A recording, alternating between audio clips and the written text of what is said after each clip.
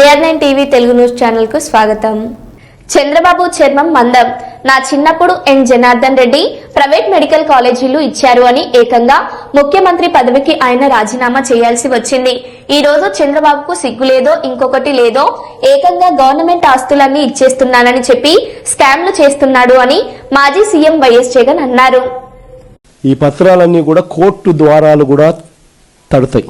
1,04,00,000 సంతకాలు చేసిన ఈ డాక్యుమెంట్స్ అన్నీ కూడా భద్రంగా కోర్టు ద్వారాలు కూడా తడతాయి. కోర్టులో కూడా పిటిషన్ వేస్తాం.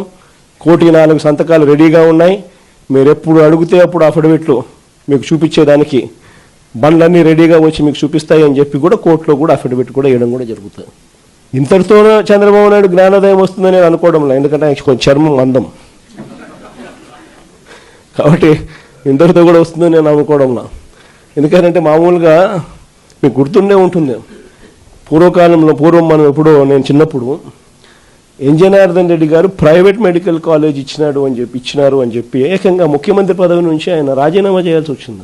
ప్రైవేట్ మెడికల్ కాలేజ్ ఇచ్చినారని రాజీనామా చేయాల్సి వచ్చింది. నాకు అప్పుడు నేను చాలా చిన్నపిల్లోని. అప్పుడే నేను అనుకుంటా ఉంటా, ఒక ప్రైవేట్ ఒక కాలేజు. ఈరోజు ఈయనకు సిగ్గు లేదు, ఇంకొకటి లేదు, ఏకంగా లెఫ్ట్ రైట్ సెంటర్ గవర్నమెంట్ ఆస్తులను నేను ఇచ్చేస్తున్నాను అని చెప్పి స్కాములు చేయడానికి ఏమాత్రం వెనకడుగు వేయడంలా. ఇచ్చేసే కార్యక్రమం చెనిక్కాయలకు బెల్లాలకు ఇచ్చేయడమే కాకుండా స్కాముల్లో ఇంకా అన్నిటికన్నా దారుణమైన స్కామ్ ఏమిటో తెలుసా?